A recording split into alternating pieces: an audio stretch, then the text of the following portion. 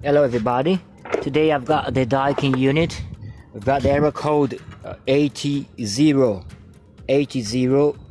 is a multi-split, multi-zone, ductless, alright. The error code is 80. The 80 it means the sensor, the current sensor, it's gone, or probably the main board or the compressor, it's disconnected. So but the trouble is the main board.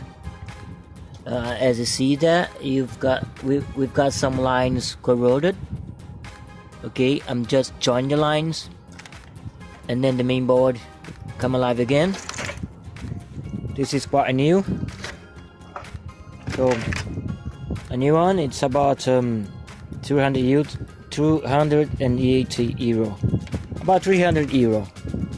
But I repair it and then it'll be good, because the customer is in the apartment and need to be done. Okay, I soldered lines with a micro wire, and then I put the outdoor unit to run it again. Show you next time.